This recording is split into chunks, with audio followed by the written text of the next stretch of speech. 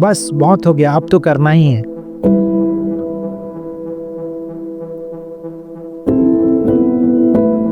आज मुझे करना ही है, मैं करके रहूंगा।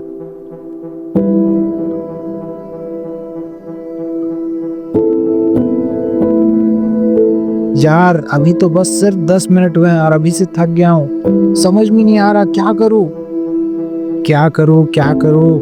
फोन फोन यहीं पर, चलो कुछ देर रील देख लेता हूँ। बड़ी अच्छी अच्छी रीलें आ रही हैं। ये रील तो कल से ट्रेंडिंग चल रही है यार। चलो दोस्त को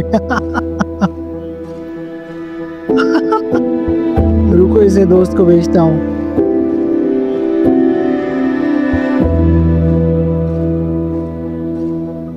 मैं तो पढ़ रहा था, कैसे होगा, मुझे आज चैप्टर कंप्लीट करके ही रहना। I can't lose it today. वो किताब भी पढ़ लेता हूँ, उसके भी बहुत सारे चैप्टर्स बचे हुए हैं, उसके भी अभी तक सारे चैप्टर्स बचे ही हुए हैं।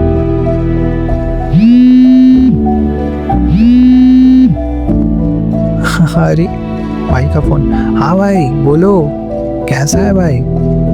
अरे यार क्या बताऊँ तुम्हें।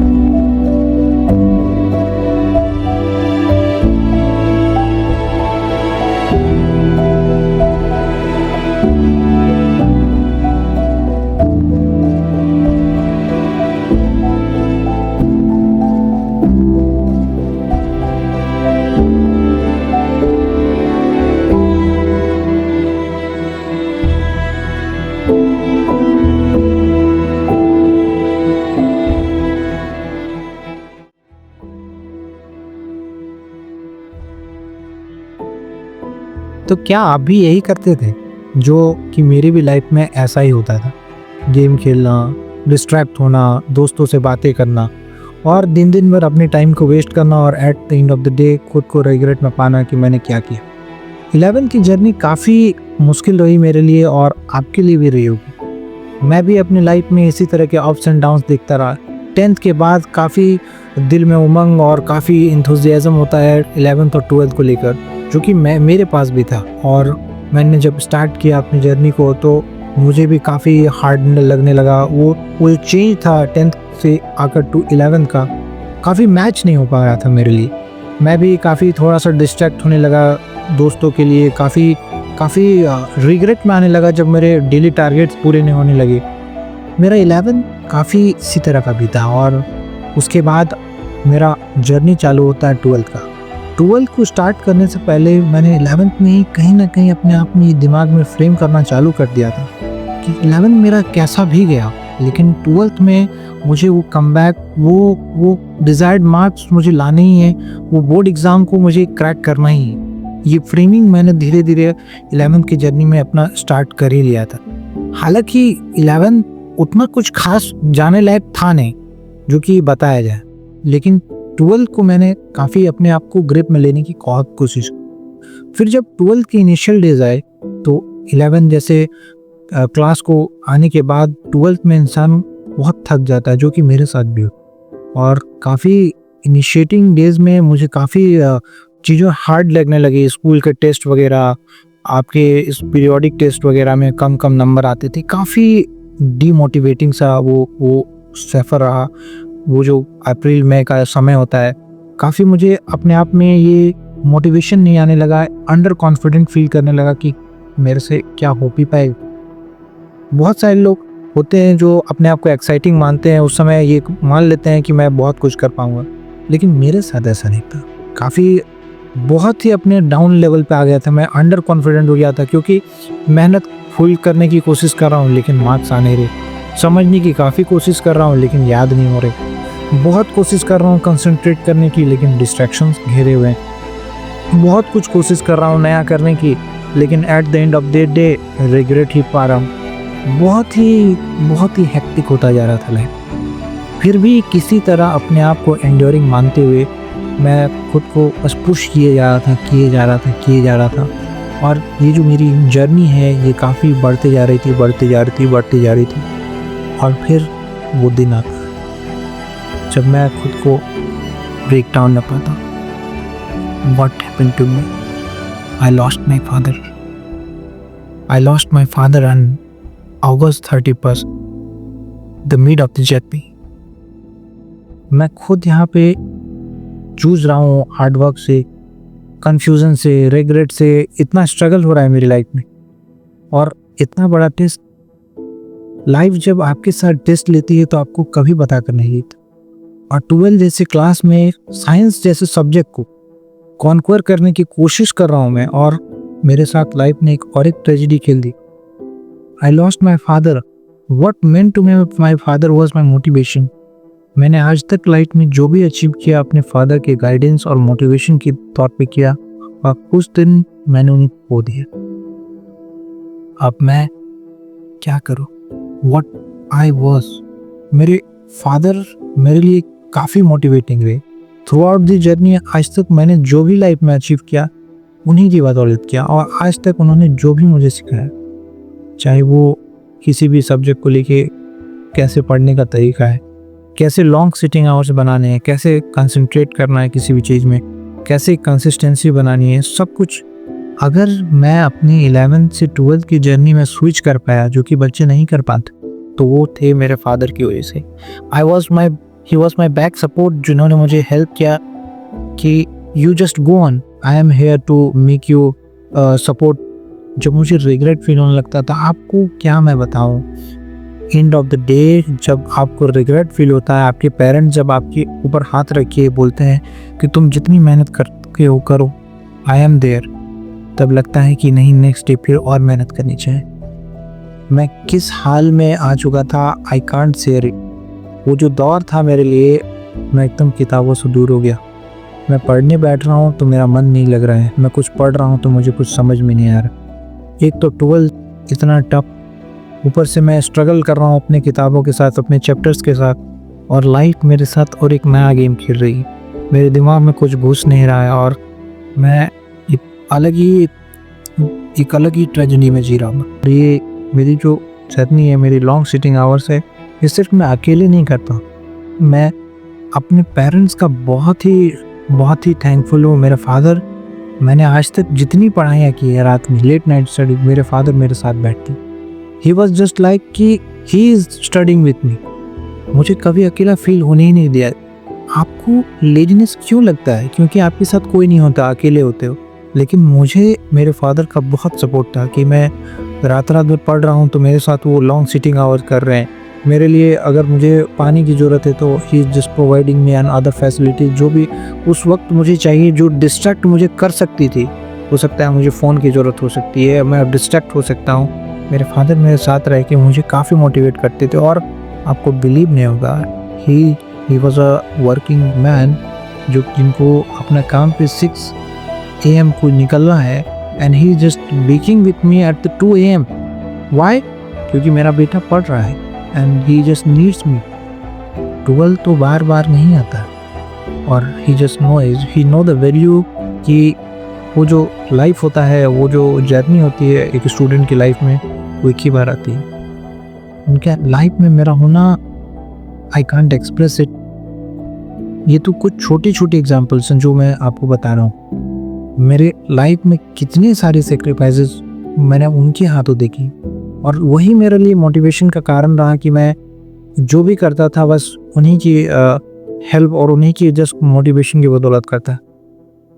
जब मैंने उन्हें खोया तो पढ़ाई तो मैं शुरू से ही स्ट्रगल किए जा रहा था, लेकिन जब मैंने उन्हें खोया तो मैं वो मोटिवेशन खो गया पढ़ने का, मैं वो कंसंट्रेशन खो गई, मैं वो बैक सपोर्ट खो चुका था जो कि मुझे पुश करता आगे पढ़ने के लिए।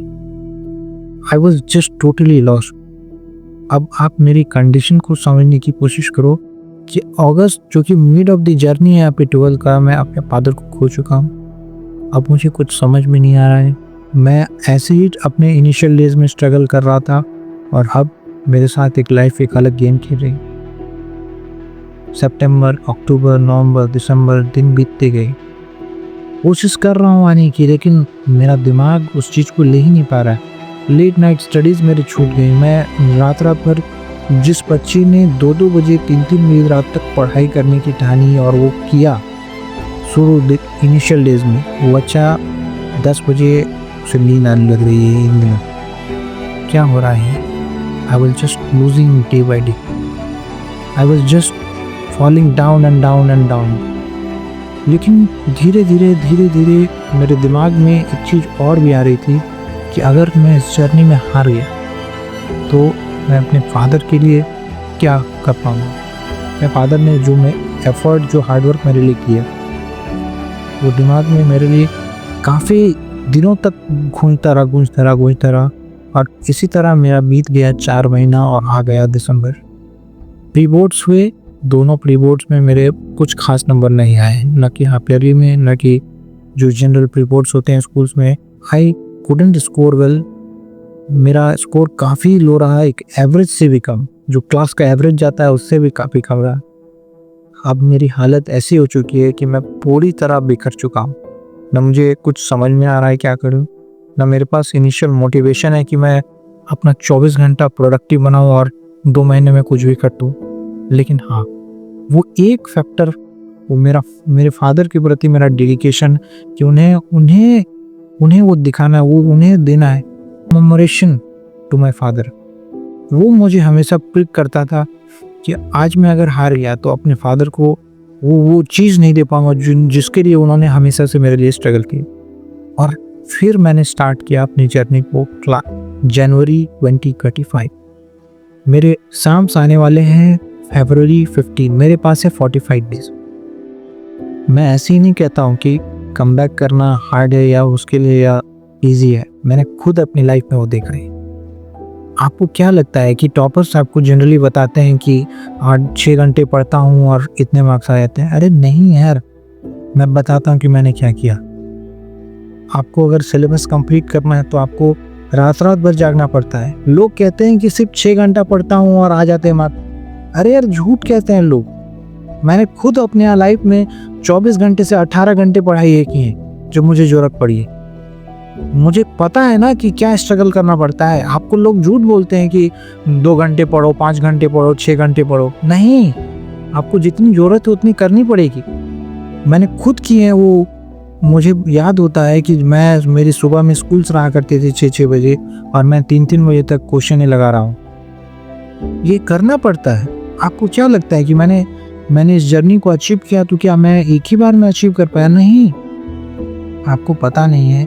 लेकिन जस्ट बिकॉज कि मुझे लेट नाइट स्टडीज़ करने रहती थी, इसीलिए मैंने रात का खाना, the dinner that you eat with so much enthusiasm. आप लोग बड़े अच्छे से खाते हो बैठ के कि डिनर करना है। मैंने अपनी पूरी 11th और 12th में डिनर नहीं किया यार। आप क्या समझते हो कि मार्क्स लाना इतना आसान है? नहीं, वो फेस करना पड़ता है, आपको समझना पड़ता है। जब मैंने जनवरी में अपने आप को स्टेबलाइज किया, मेरा माइंड काफ़ी उस समय भी बहुत ही डाइवर्टेड था। लेकिन हाँ, वो धीरे धीरे कंसंट्रेशन बनाने की मैंने कोशिश की और काफ़ी सैम्पल पेपर्स वगैरह भी लगाए और काफ़ी टेस्ट वगैरह भी दी। फिजिक्स के जैसे पेपर को काफ़ी हाइप बनाया हुआ था कि बहुत हार्ड होता है और उस पेपर को काफ़ी मैंने प्रैक्टिस भी करा। ऑल्दो पेपर हार्ड था, पेपर काफ़ी कॉन्सेप्चुअल था, लेकिन हाँ, बाकी लोगों से मैंने एवरेज परफॉर्मेंस से बहुत आगे परफॉर्म किया।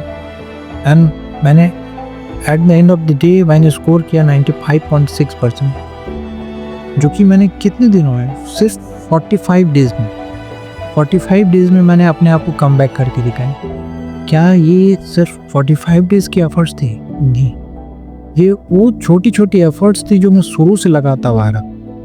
लेकिन उस समय मेरे पास रिजल्ट्स नहीं आ रहे थे। लेकिन हाँ, वो धीरे धीरे कहीं ना कहीं एक्यूमुलेट होता जा रहा था। मुझे पता है कि मेरी जनवरी में मैंने जिन चैप्टर्स को पढ़ा था वह वो भी भूल चुका था, लेकिन फिर भी मैंने बहुत कोशिश की। अब मैं अगर आपको बताऊं कि क्या वो कुछ अलग किया, मैंने कुछ अलग किताबें पढ़ी, ऐसा नहीं है। वही किताबें हैं, एनसीईआरटी किताबें हैं, सैम्पल पेपर हैं, पीवाईक्यूज हैं। बस वो मोटिवेशन, वो जो फादर के लिए मेरा जो डेडिकेशन था, उसने मुझे हमेशा पुश किया कि नहीं, आप करना है। जब भी मुझे डिस्ट्रैक्टेड फील होता था तो मुझे वो ट्रिक करता था कि नहीं, अभी तुम्हारे पास बहुत कम वक्त है और अगर तुम नहीं प्रूव कर पाए तो ये जो वक्त है ये बीत जाएगा और तुम हमें से रिपीट करेंगे। आपके पास भी एक ही मौका है। अगर आज नहीं कर पाए तो फिर कभी नहीं कर पाओगे। इसलिए देख लो कि तुम क्या कर रहे हो, क्या तुम्हें भी ऐसी प्रॉब्लम है जो मैंने फेस की। ऑब्वियसली बहुत सारे लोग होंगे जो मेरे से भी हार्ड प्रॉब्लम नहीं जी रहे, लेकिन बहुत से ऐसे भी व्यूअर्स हैं मेरे, ऐसे मेरे फ्रेंड्स हैं जिनको सब कुछ मिला हुआ है, अपना स्टडी टेबल है, अपना रूम है, अपना लाइट है, अपनी किताबें हैं, आपके पेरेंट्स आपके साथ। आप मेरी जर्नी सुनिए कि मैंने कहाँ से कहाँ तक का सफ़र तय किया। I was zero at that time. मैं सब कुछ भूल चुका था। किताबें तो मेरे लिए एक धूल भरी बस एक किताबें रह गई थी। मैंने किताबें खो दी थी, कहाँ मैंने रखा है, कहाँ कॉपियाँ है मेरी। मैं कुछ नहीं कर पा रहा था। स्कूल जा रहा हूँ, आ रहा हूँ, जस्ट गोइंग ऑन मेरे दिमाग में चल रहा है। मैं मेंटली पूरी तरह से इम्प्रूव हो चुका था। मेरे बहुत सारे दोस्तों ने मुझे हेल्प किया बिल्ड करने में। और इस समय जो सबसे बड़ा जो मोटिवेशन मेरा रहा वो बनने के लिए, वो बस एक ही फैक्टर रहता है जिसको आपको भी बनाना पड़ेगा। अगर नहीं बना पाए तो फिर रह जाओगे, नहीं कर पाए तो नहीं कर पाओगे। मैंने भी किया, तुम्हें भी करना पड़ेगा और ऐसे ही कमबैक होता है। तो ये थी मेरी जर्नी। आपको कैसी लगी जरूर बताएं।